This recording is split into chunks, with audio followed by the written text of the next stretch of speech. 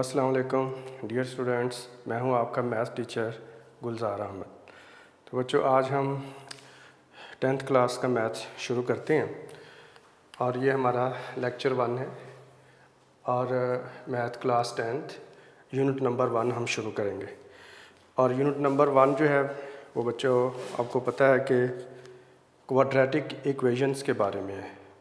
तो quadratic equations क्या होती हैं, सबसे पहले हम ये डिफ़ाइन करेंगे कि क्वाड्रेटिक इक्वेशंस क्या होती हैं और उसके बाद इसकी स्टैंडर्ड फॉर्म देखेंगे और उसके बाद फिर हम देखेंगे कि प्योर क्वाड्रेटिक इक्वेशन क्या होती है। फिर हम ये देखेंगे कि इक्वेशन को स्टैंडर्ड फॉर्म में कैसे लिखा जाता है और साथ हम ये भी देखेंगे कि स्टैंडर्ड फॉर्म में लिखने की ज़रूरत हमें क्यों पड़ती है। तो आइए हम शुरू करते हैं। सबसे पहले हम देखेंगे क्वाड्रेटिक इक्वेशंस।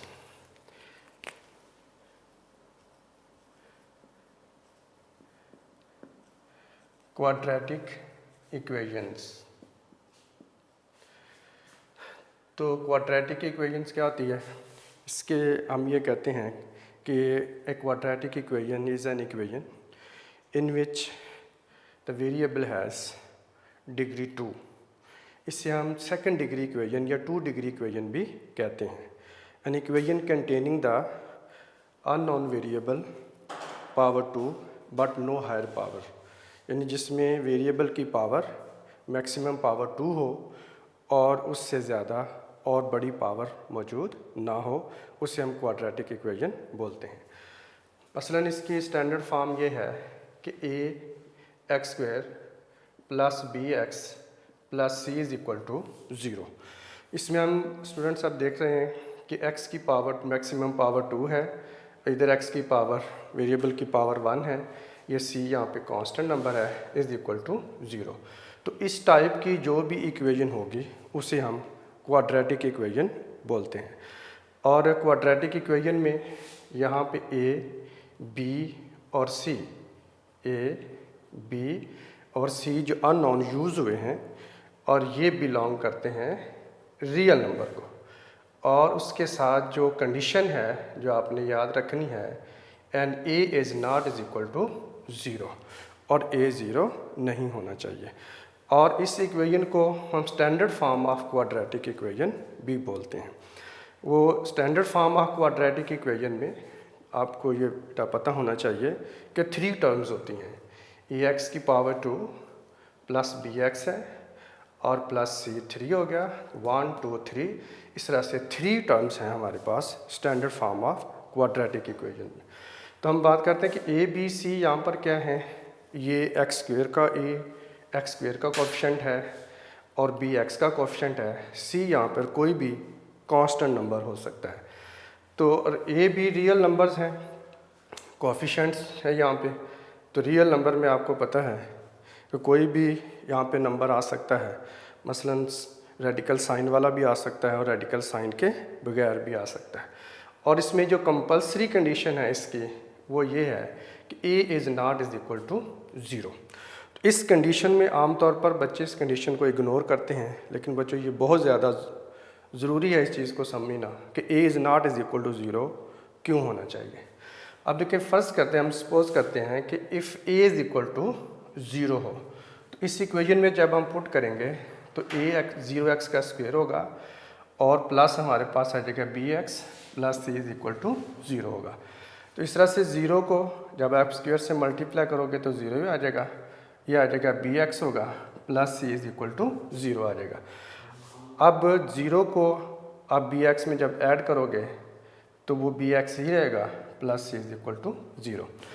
तो अब हम ये देखते हैं कि ये जो इक्वेशन हमारे पास एज ए रिज़ल्ट बनी है, ये bx plus c is equal to 0, ये क्वाड्रेटिक इक्वेशन नहीं है।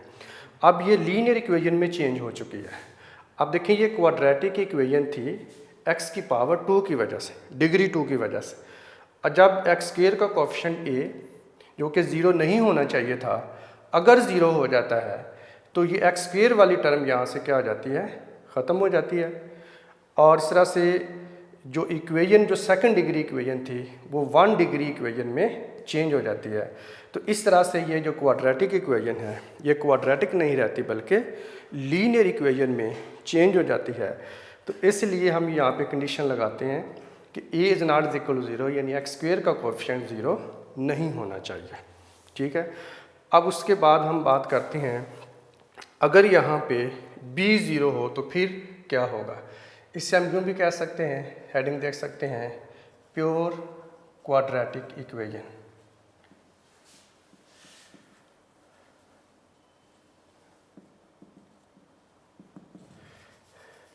तो प्योर क्वाड्रेटिक इक्वेशन में ये है, if b is equal to 0 in ax square plus bx plus is equal to 0, then क्या होगा, देन ये होगा कि ax का square plus 0x plus c is equal to 0 होगा।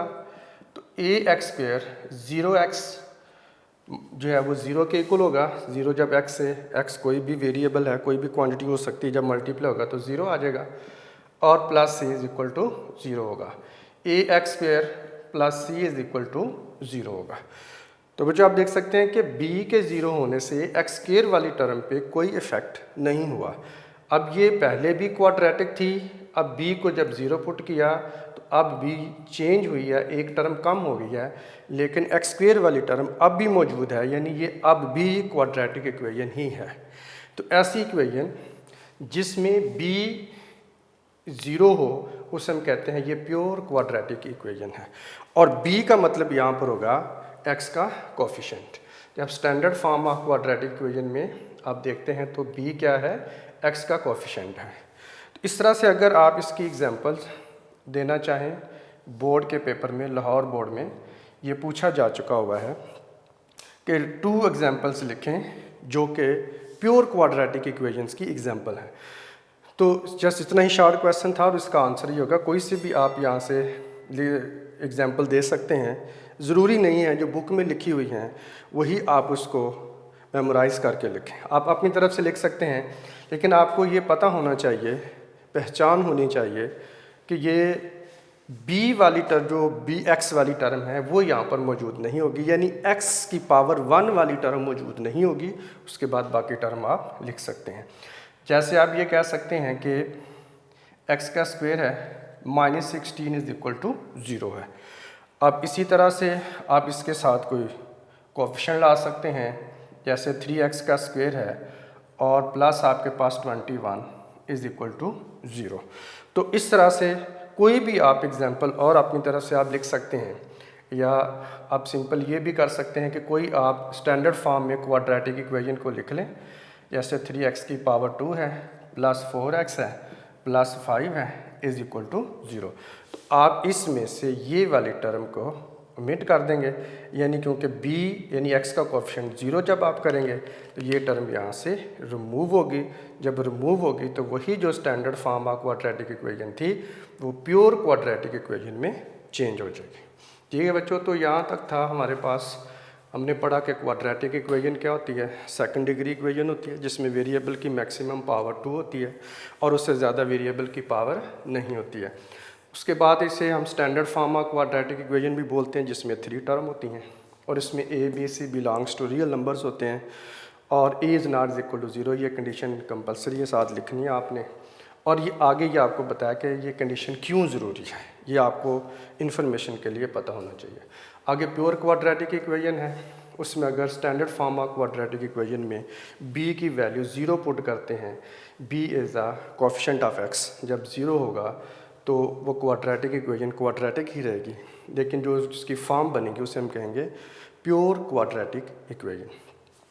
तो बच्चे हम यहाँ तक आगे बात करते हैं कि standard form of quadratic equation को अंडरस्टैंड करना बहुत ज़रूरी है, क्योंकि जो आप अगर अब देखें एक्सरसाइज में 1.1 में अभी हम जो शुरू कर रहे हैं उसमें यही बताया गया सबसे पहले कि आपने क्वेश्चन को स्टैंडर्ड फॉर्म में किस तरह से लेकर आना है।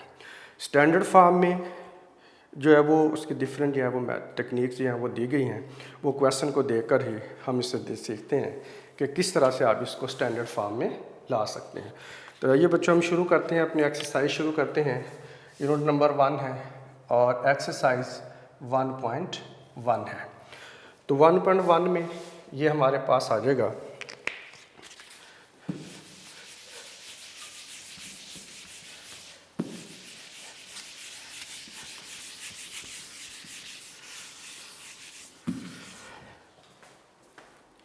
जी। क्वेश्चन नंबर 1 है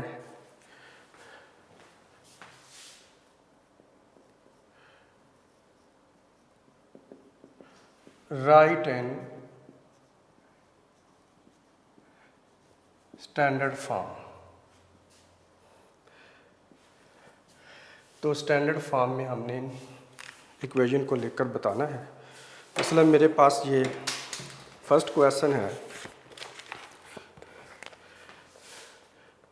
पार्ट नंबर 1 है, x + 7 है और इनटू हमारे पास है x - 3 = -7 है।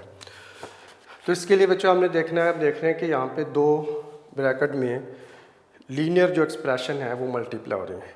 हमने इनको कंबाइन करके जो है वो सिंगल में कन्वर्ट करना है, यानी कि ये ब्रैकेट यहाँ पे ना रहे, ये प्रोडक्ट यहाँ पे ना रहे। अब देखिए इसमें सबसे पहले हम ये करते हैं, इस x को x से मल्टीप्लाई किया तो ये x × x हमारे पास आ जाएगा x²। इसी तरह से अब इसी x को -3 के साथ जब मल्टीप्लाई करोगे तो ये आ जाएगा -3x होगा। इस तरह से ये x दोनों के साथ x - 3 से मल्टीप्लाई हो चुका। अब उसके बाद 7 की बारी है, 7 को x से मल्टीप्लाई करेंगे तो ये हमारे पास आ जाएगा +7x। इस तरह से 7 को -3 से मल्टीप्लाई करेंगे तो ये हमारे पास आ जाएगा -21 = -7। अब 7 पॉजिटिव नंबर है, 3 नेगेटिव नंबर है। 7 3 × 21, चूँकि 7 पॉजिटिव है और 3 नेगेटिव था। पॉजिटिव नंबर जब नेगेटिव से मल्टीप्लाई होता है तो आंसर नेगेटिव में आता है, इसलिए कितना आएगा -21 होगा। अब हमने ये देखना है कि इक्वेशन के लेफ़्ट साइड पर जो इस सिमिलर टर्म है उनको हमने कंबाइन करना होता है, सिंप्लीफाई करना होता है। तो इसके लिए हम देखते हैं कि ये हमारे पास है -3x और प्लस है 7x, ये लाइक टर्म है। तो ये हमारे पास आ जाएगा x⁻2 है। अब इसको ऐड करेंगे, -3 + 7 या 7 - 3, 7 में से 3 माइनस किए तो हमारे पास आ जाएगा +4x होगा और यहाँ पर आ गया -21 है। अब इस 7 को भी हम शिफ्ट कर देंगे लेफ़्ट साइड पर। तो 7 चूँकि इधर माइनस था, लेफ़्ट साइड पर जाकर के आ जाएगा पॉजिटिव = आ जाएगा 0। अब हो गया x⁻2 आ गया और प्लस होगा 4x। अब आप ये देख रहे हैं कि यहाँ पे ये दोनों कांस्टेंट नंबर हैं। -21 + 7 है तो -21 + 7 किया तो ये आ जाएगा -14। तो इस तरह से अब हम देखें कि हमारे पास एक 3 टर्म आ गई हैं, x⁻2 और 4x और -14, 1 2 3। तो इस तरह से standard form of quadratic equation में भी हमारे पास कितनी टर्म होती हैं? 3 होती हैं। अगर आप इसको देखें तो ax⁻2 + bx + c = 0। अब ये मैच कर रही है, फर्स्ट टर्म x² है, सेकंड टर्म 4x है और थर्ड टर्म जो है वो -14 है। तो इस तरह से ये standard form of quadratic equation में चेंज हो चुकी है और यही हमारे पास जो है वो इसका आंसर होगा और ये ही रिक्वायर्ड था। तो स्टैंडर्ड फॉर्म में हमने इसको चेंज कर लिया। अब आइए एक और क्वेश्चन देखते हैं, इसी का पार्ट नंबर 2 है। तो पार्ट नंबर 2 में हमारे पास है x⁻2 और प्लस है 4 और ओवर में है 3 -x/7 और = है 1। तो ये एक और हमारे पास क्वेश्चन है। अब इसमें फ्रैक्शन दी हुई है और ओवर में हमारे पास जो है वो नंबर आ रहे हैं। जब भी हमारे पास क्वेश्चन फ्रैक्शन की फॉर्म में होता है और हमने उसको सिंप्लीफाई करना होता है तो बच्चों आप जानते हैं कि उसका एलसीएम लेना पड़ता है। तो एलसीएम लेने के लिए जो है वो आप देख सकते हैं कि ये 3 और 7 में ये हमारे पास जो है वो ये डिफरेंट नंबर हैं और इनका जो प्रोडक्ट होगा वही इनका एलसीएम भी होगा। तो बच्चों ये बात भी साथ आप सुन लें कि जब हम एलसीएम ले रहे होते हैं, अलजेब्रिक एक्सप्रेशन हो या कोई और नंबर हो, तो ये 4 टाइप्स होती हैं। 4 टाइप के आपको क्वेश्चन मिल सकते हैं जिनमें आपको एलसीएम लेना होता है। तो जैसे जैसे ये टाइप आती जाएंगी मैं आपको बताता जाऊंगा। अभी फ़िलहाल आप इसमें दो टाइप आप देखें। फॉर एग्ज़ाम्पल ये हमारे पास है 1/2 है या 3/2 है। अब ये दो नंबर हैं, इनको हमने सिंप्लीफाई करना है, प्लस करना है या माइनस करना है। तो आप देख रहे हैं कि दोनों के डिनोमिनेटर सेम है। अगर फ़र्ज़ कर हम इनको प्लस कर रहे हैं तो दोनों का जब हम एलसीएम लेंगे तो वो एलसीएम सेम ही होगा। जब दो फ्रैक्शन में ओवर डिनोमिनेटर सेम होते हैं तो वही डिनोमिनेटर ही इनका एलसीएम होता है, और ऊपर वाले नंबर जो है वो एज इट इज़ आ जाते हैं विदाउट एनी चेंज। इसी तरह से जो दूसरी टाइप है हमारे पास, जैसे 1/3 कह लें आप, 1/4 कह लें। फॉर एग्ज़ाम्पल आप इसके डिनोमिनेटर में आप देख सकते हैं कि ये नंबर हमारे पास क्या है, एक दूसरे से टोटली डिफरेंट है और इनमें कोई भी फैक्टर कॉमन नहीं है। तो ऐसी सूरत में हम क्या करते हैं कि दोनों का जो प्रोडक्ट लेते हैं, 3 को 4 से मल्टीप्लाई किया तो 12, तो इनका एलसीएम होगा 12 होगा। अब ये किया जाता है कि 12 को आप इससे डिवाइड करते हैं डिनोमिनेटर से, जो आंसर आता है आप न्यूमरेटर से मल्टीप्लाई करते हैं। जैसे 12 को 3 से डिवाइड किया तो आंसर आएगा 4, 4 को 1 से मल्टीप्लाई किया तो 4 आ जाएगा।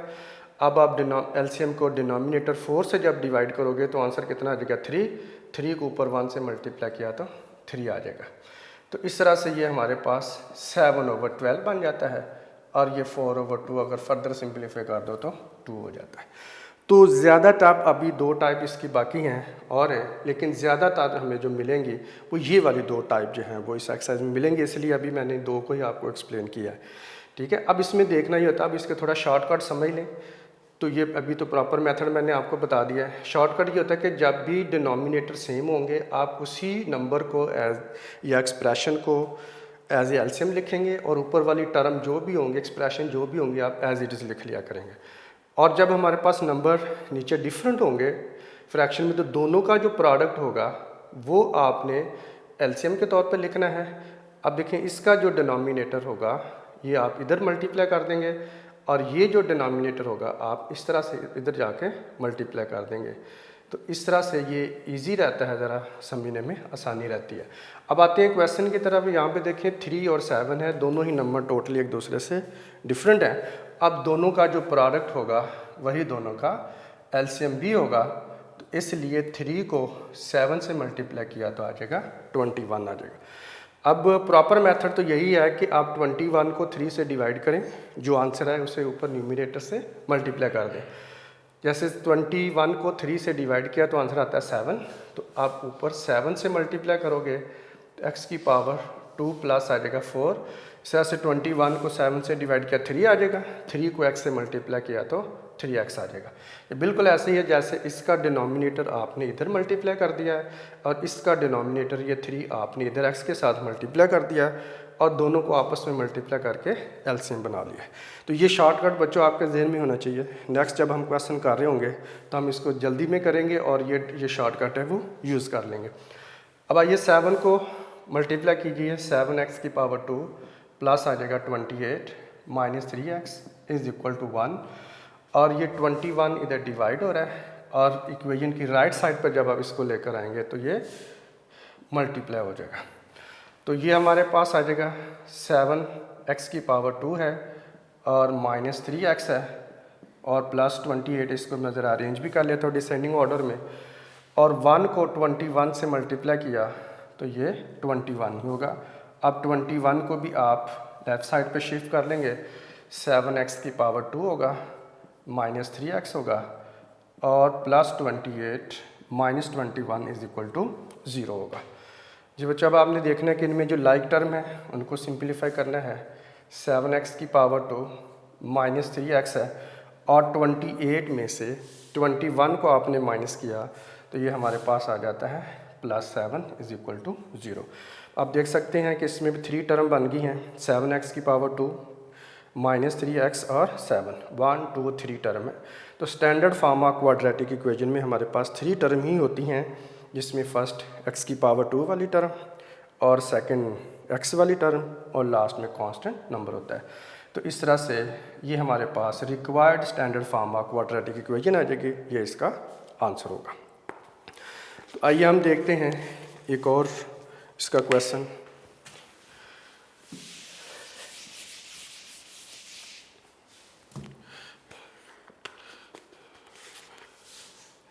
पार्ट नंबर है 3,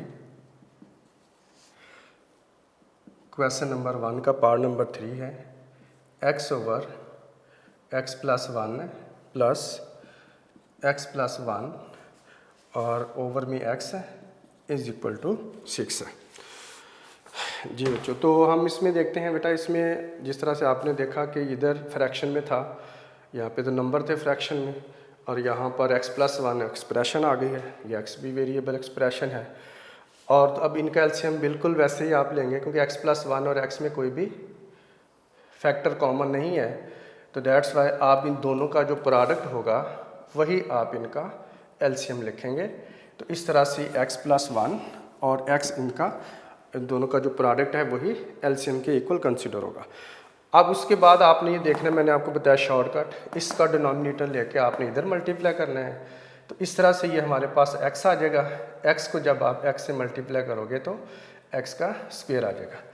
इसी तरह से इसका जो डिनोमिनेटर है ये हमारे पास x प्लस 1 है और इधर भी x प्लस 1 है। जब आप इसका डिनोमिनेटर इधर मल्टीप्लाई करोगे तो x प्लस 1 से जब मल्टीप्लाई होगा तो ये x प्लस 1 का होल स्क्वायर आ जाएगा। तो होल स्क्वायर की फॉर्म में भी आप लिख सकते हैं। जब होल स्क्वायर की फॉर्म में आप लिखोगे तो फिर इसके ऊपर आपको क्वाड्रेटिक फार्मूला आपको a प्लस बी के होल स्क्वायर का फार्मूला अप्लाई करना पड़ेगा। तो अगर आप इसको फार्मूला अप्लाई नहीं करना चाहते, उसे अवॉइड करना चाहते हैं, तो बिल्कुल अवॉइड भी किया जा सकता है।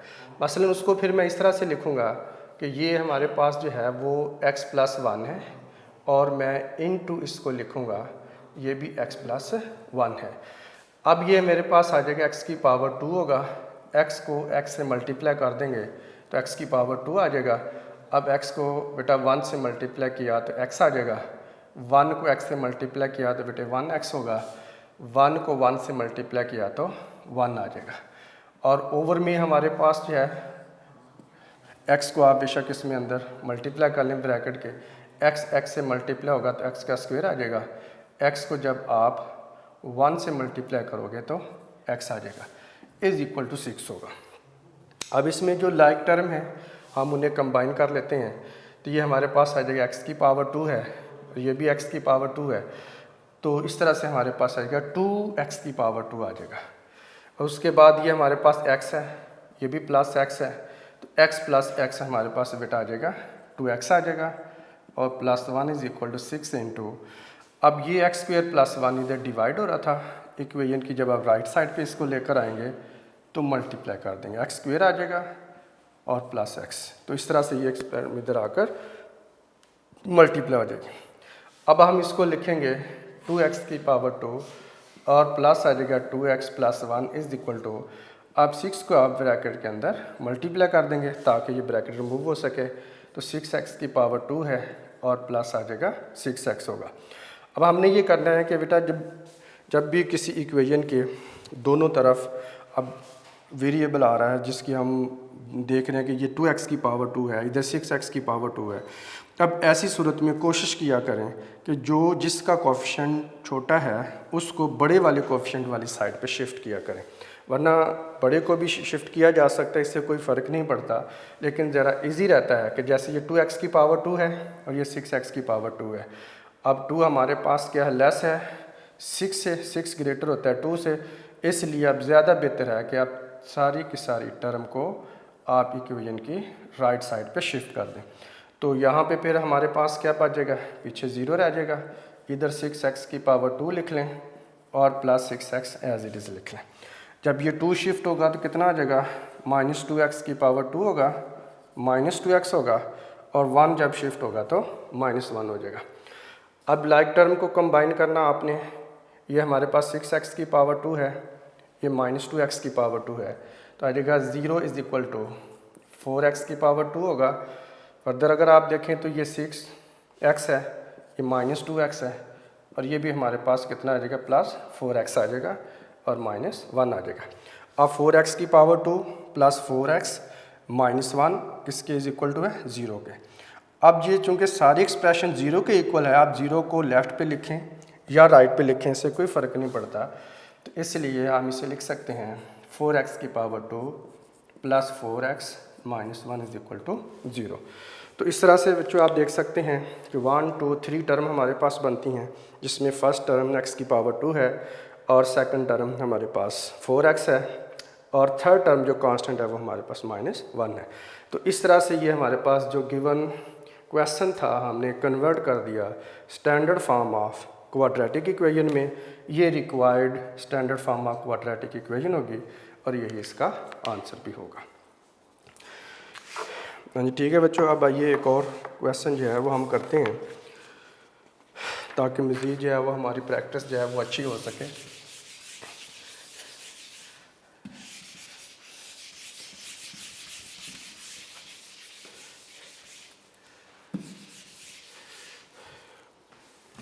जी, इसी का पार्ट नंबर है 4। तो पार्ट नंबर 4 में x + 4 और ओवर में है x - 2 माइनस है x - 2 ओवर x और +4 = 0 है।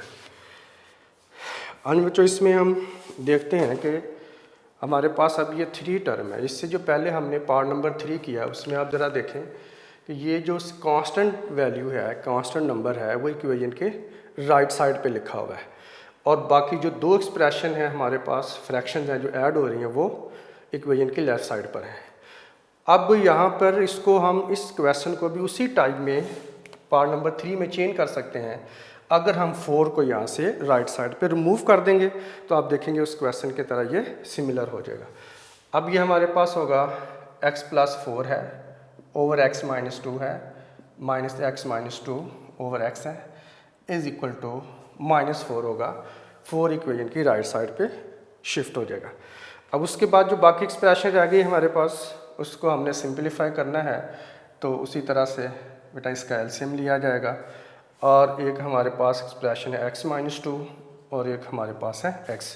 अब x को जब आपने देखा कि प्रोडक्ट लेकर x - 2 में और x में कोई भी फैक्टर कॉमन नहीं है तो जो दोनों का प्रोडक्ट होगा वही इनका एलसीएम भी होगा।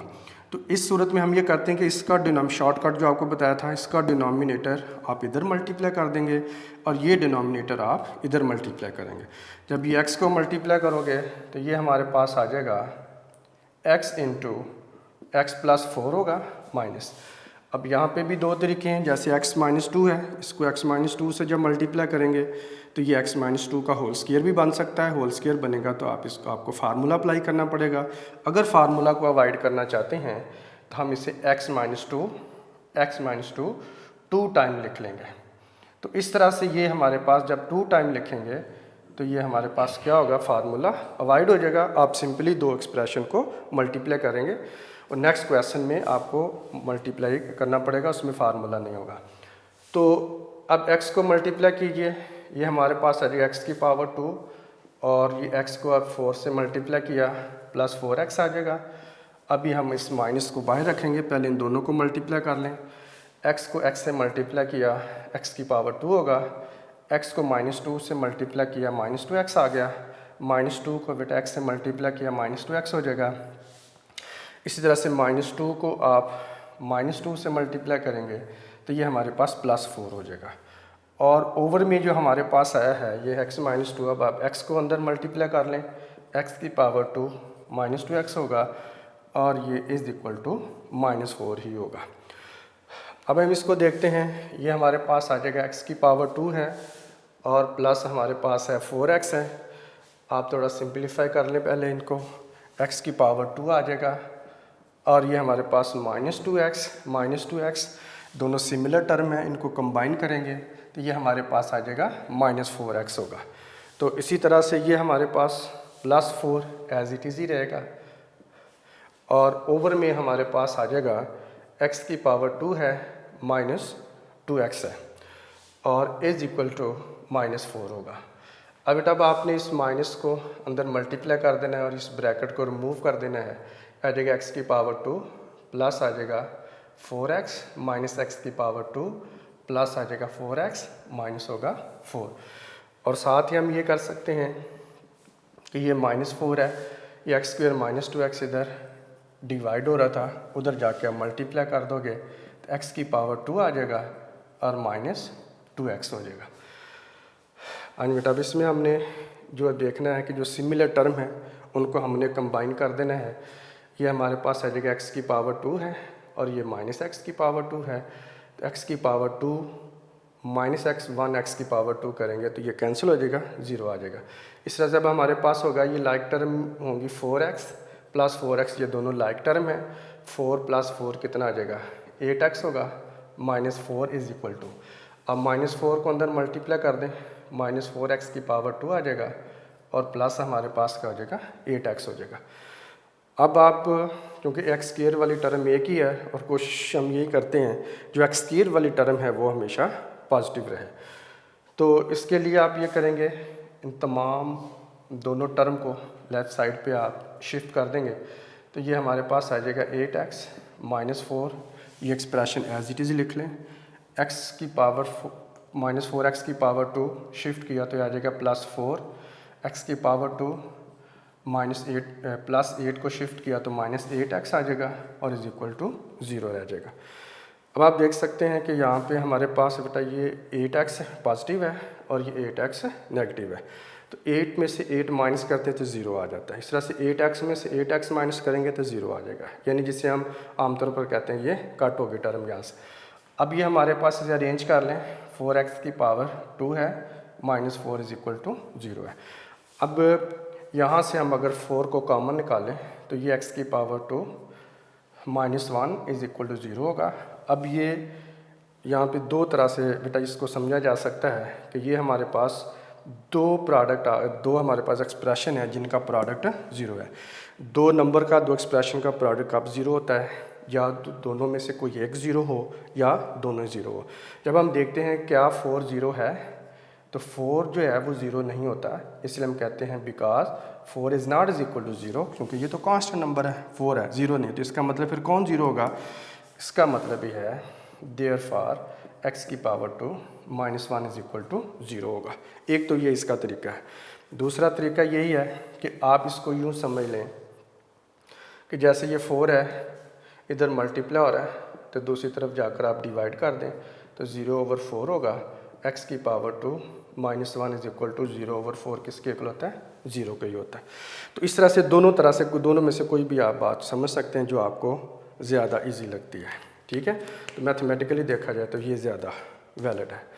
बच्चों अब हम देखते हैं कि इसमें हमारे पास जो दो ही टर्म बाकी रह गई हैं, एक एक्स स्क्वायर वाली टर्म है और एक कांस्टेंट नंबर है।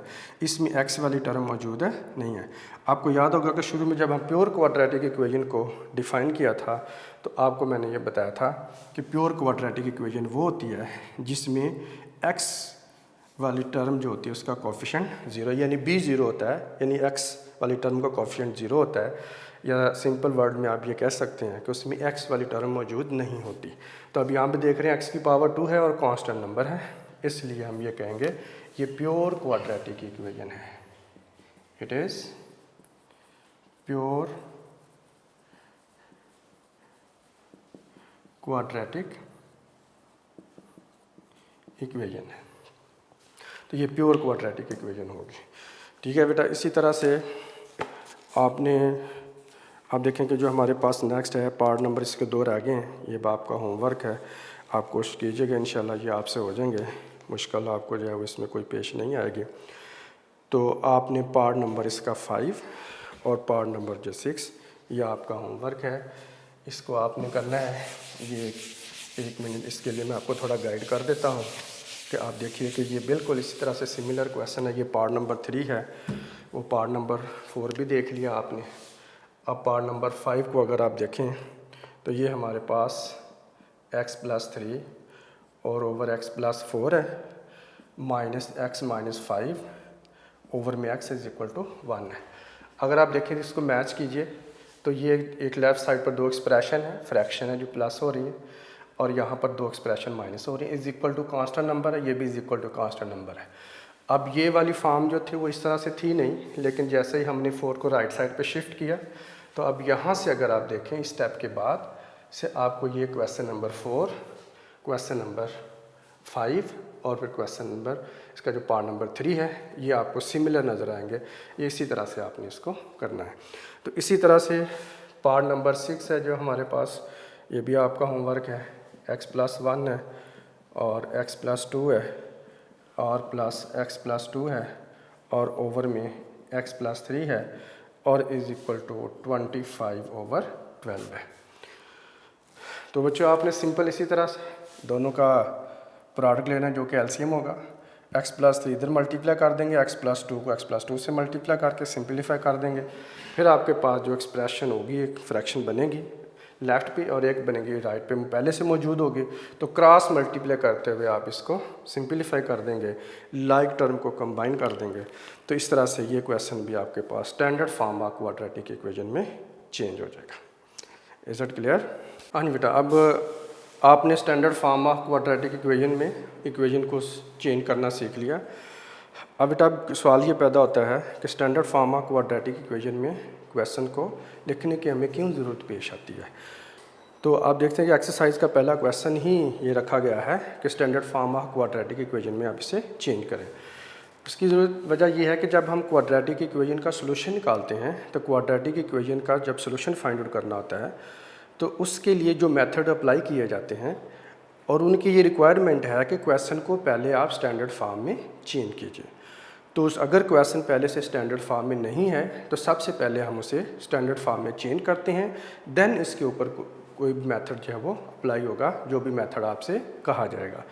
मसलन अब ये कह लें कि क्वाड्रेटिक इक्वेशन को सॉल्व करने के लिए कौन कौन से मेथड यूज़ होते हैं, और ये बाकायदा रिव्यू एक्सरसाइज चैप्टर नंबर 1 के में ये क्वेश्चन भी मौजूद है, write the name of methods to solve the quadratic equation. तो क्वाड्रेटिक इक्वेशन के सोल्यूशन के 3 मेथड हम यूज़ करते हैं। तो वो कौन कौन से मेथड हैं उसके लिए हम ये देखते हैं।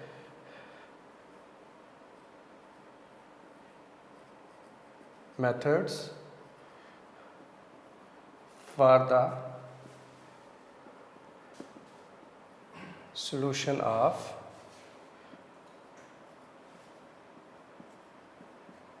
quadratic equations.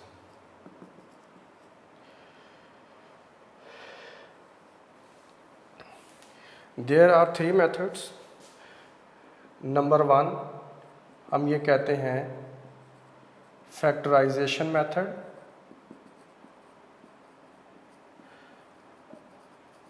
और नंबर 2 हमारे पास है कंप्लीटिंग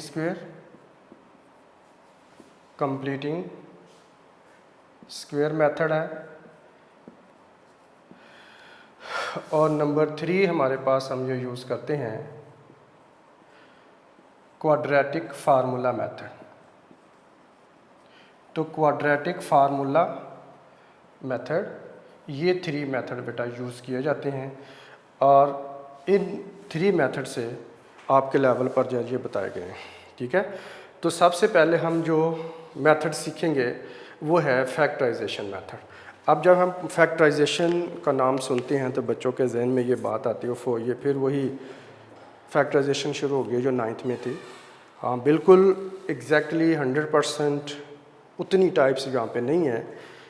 इसमें जो टाइप आपको ज़्यादातर हम यूज़ करते हैं वो मिडल टर्म ब्रेकिंग वाली जो टाइप है, वो आपको 9th में अगर आपने नहीं अच्छे तरीके से की हुई तो एक दफ़ा रिवाइज़ कर लीजिए, ताकि आपको जो है वो मिडल टर्म ब्रेक में फैक्टराइजेशन में कोई प्रॉब्लम ना हो।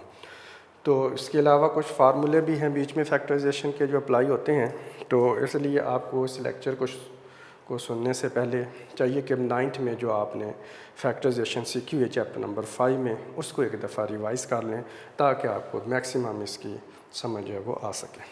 तो आइए हम शुरू करते हैं फैक्टराइजेशन मेथड से सॉल्यूशन इसका।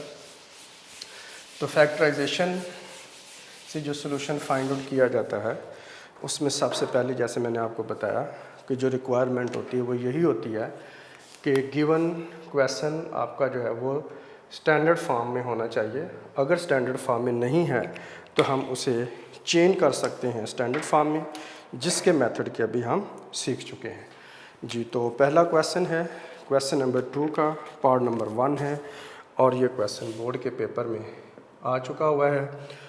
Solve by factorization, solve by factorization.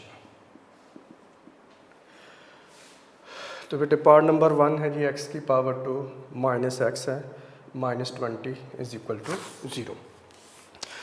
तो ये आप देख सकते हैं कि ये क्वेश्चन जो हमारे पास ऑलरेडी पहले से ही standard form of quadratic equation में मौजूद है, इसलिए इसको स्टैंडर्ड फॉर्म में हमें मज़ीद कोई चेंज कराने की ज़रूरत नहीं होगी। आप सिंपल इसके ऊपर फैक्टराइजेशन की टेक्निक अप्लाई करेंगे। 3 टर्म है हमारे पास। अब किया ये जाता है कि बेटा आपने पढ़ा होगा एक्स स्क्वायर का कोफिशिएंट यहाँ पे कितना है, 1 है। अब हम ये करते हैं कि एक्स स्क्वायर के कोफिशिएंट को लास्ट वाले नंबर कांस्टेंट नंबर से मल्टीप्लाई करते हैं। तो इस तरह से जो भी हमारे पास प्रोडक्ट आता है वो हम यहाँ पे लिख लेते हैं। यानी 1 को -20 से मल्टीप्लाई किया तो -20 बनेगा। विद साइन लिखना, आपने साइन को इग्नोर नहीं करना। अच्छा, अब उसके बाद हम ये देखते हैं कि 20 के ऐसे 2 फैक्टर फाइंड आउट कीजिए जो कि जिनको मल्टीप्लाई करें तो ये आंसर कितना आता होगा, -20 आता होगा। और जब हम उनको, अब चूँकि प्रोडक्ट नेगेटिव है, जब प्रोडक्ट यहाँ पर पॉजिटिव होता है तो दोनों फैक्टर को प्लस करके देखा जाता है कि वो मिडल टर्म के इक्वल आ रहा हो, और अगर प्रोडक्ट नेगेटिव हो तो फिर बड़े फैक्टर में से छोटे को माइनस करके देखा जाता है कि वो मिडल टर्म के इक्वल आ रहा हो। मसलन इस यहाँ पे मिडल टर्म जो मेरे पास है वो -1 है, या कोफिशिएंट में से जस्ट लिख रहा हूँ, या -1x है। तो अब आप यहाँ पे तरीका ये होता है कि 20 को 1 से डिवाइड करें तो आपके पास क्या आ जाएगा, 20 आ जाएगा। अब आप देखें कि चूँकि प्रोडक्ट ये नेगेटिव है तो बड़ा यहाँ पे फैक्टर 20 है, 20 में से 1 को माइनस किया तो इसका आंसर आता है 19। जबकि मिडिल टर्म में ये हमारे पास -1 आना चाहिए था, 1 आना चाहिए था, 1 के इक्वल नहीं है। अब आप इसको अगले नंबर 2 से डिवाइड कर देंगे। 2 से डिवाइड करेंगे तो आंसर हमारे पास कितना आ जाएगा, 10। अब 10 में से 2 को माइनस करके देखिए तो 8 आता है। इसका जो है वो डिफरेंस अगर आप लेते हैं 10 - 2 वो 8 आता है, जबकि 1 आना चाहिए था। अब इसी तरह से 20 को 3 पे ये डिवाइड नहीं होता, वो आप इग्नोर कर देंगे। नेक्स्ट नंबर हमारे पास है 4। अब 20 को 4 से डिवाइड करोगे तो आंसर आ जाएगा 5। अब 5 में से 4 को माइनस करेंगे, 5 - 4 किया तो ये आ जाता है 1, और ये 1 एग्जैक्टली वही है जो हमारे पास मिडल टर्म में लिखा हुआ है। तो बहरहाल डिफरेंट टीचर डिफरेंट वेज में बेटा बताते हैं, जो आपको इजी लगता है, जो आपने समझा वो आप उसी को अप्लाई कर सकते हैं, या इस तरह से भी डिवाइड करके देख सकते हैं। तो 3-4 स्टेप में, 5 स्टेप में आपके पास कोई ना कोई नंबर निकल आता है। तो इसका मतलब हुआ कि जो नंबर हमने ढूंढे हैं, फैक्टर जो हमने ढूंढे हैं वो 4 और 5 हैं।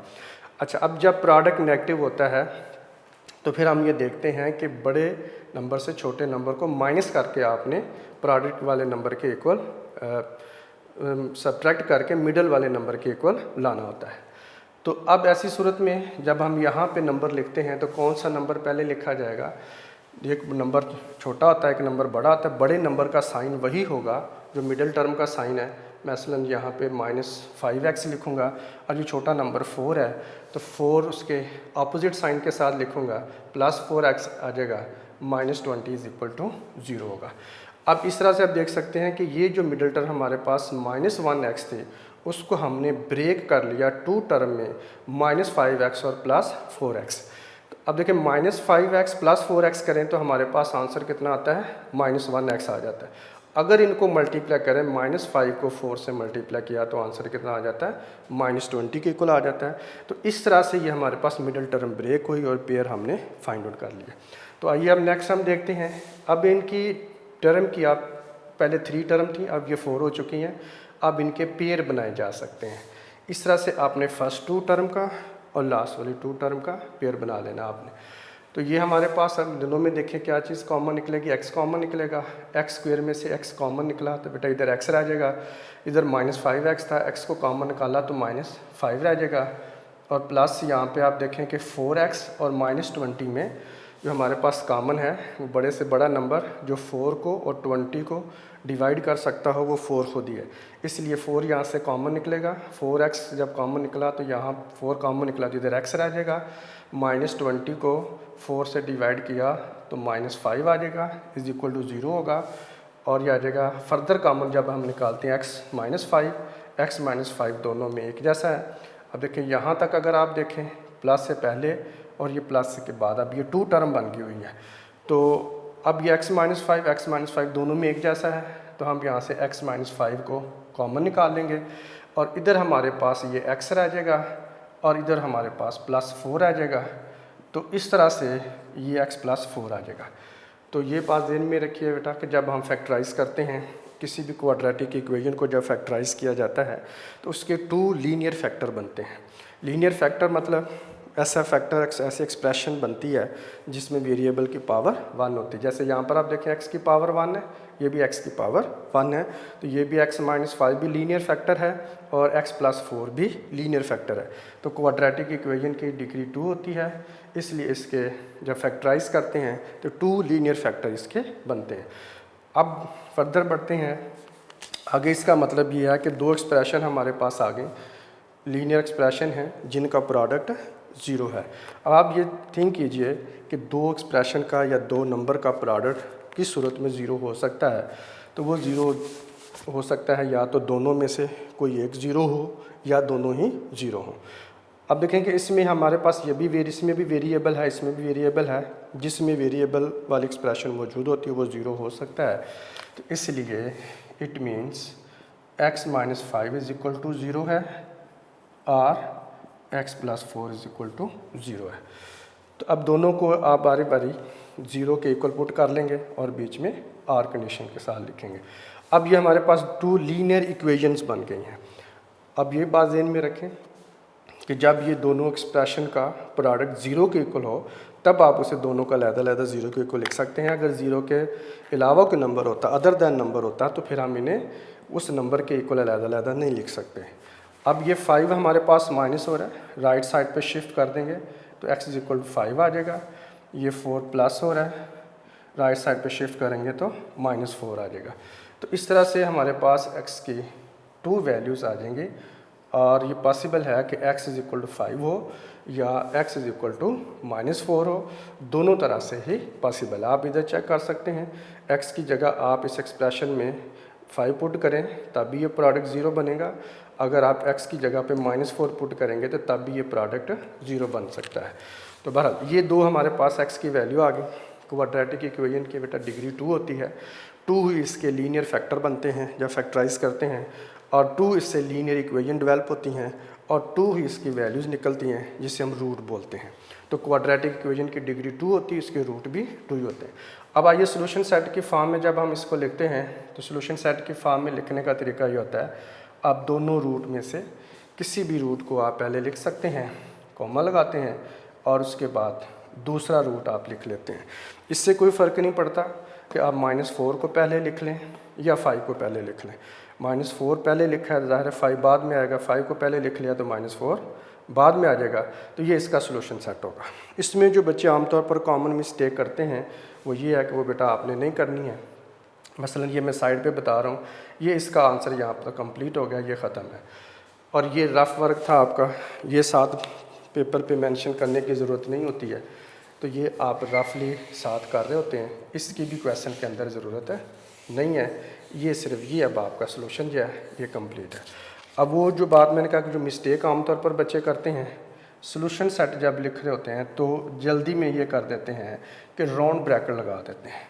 तो ये राउंड ब्रैकेट बेटे लगाना यहाँ पे गलत होगा, इसलिए कि राउंड ब्रैकेट वहाँ पे लगाई जाती है जब क्वेश्चन के अंदर 2 वेरिएबल हों, एक x वेरिएबल है, एक y वेरिएबल है।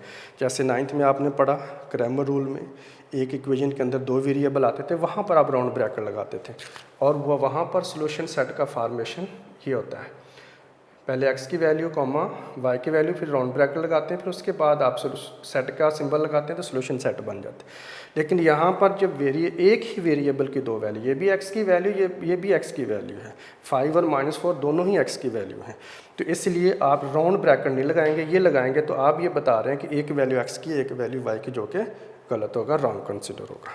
ठीक, तो बहरहाल ये आपका यहाँ पर आंसर है, राउंड ब्रैकेट नहीं लगानी जब एक ही वेरिएबल यूज़ हुआ होगा। आई होप बच्चों आपको फैक्टराइजेशन मेथड की समझ आ चुकी होगी और सॉल्यूशन सेट को आपने कैसे लिखना है ये समझ आपको आ चुकी होगी। तो बेटा अब ये है कि इसको मज़ीद अच्छे तरीके से समझने के लिए, जैसा कि मैंने पहले भी आपको बताया है कि आप जो 9th में फैक्टराइजेशन की है, आपने मिडिल टर्म ब्रेकर्स मेथड को ज़रा एक दफ़ा रिवाइज़ कर लीजिए। तो इंशाल्लाह ये कल हम यहाँ तक ही आज पढ़ेंगे। आज का काम हमारा ख़त्म हुआ। कल इंशाल्लाह इसी फैक्टराइजेशन मेथड को हम मज़ीद एक्सप्लेन करेंगे और इसके बाकी वाले पार्ट भी करेंगे। आई होप कि आप अच्छे तरीके से प्रैक्टिस करोगे तो ये आपको आ जाएंगे कि मुश्किल नहीं है। और ये क्वेश्चन मज़ीद ये कि बोर्ड के पेपर में जो है वो बार बार आ चुका हुआ है। ओके, अल्लाह हाफिज़।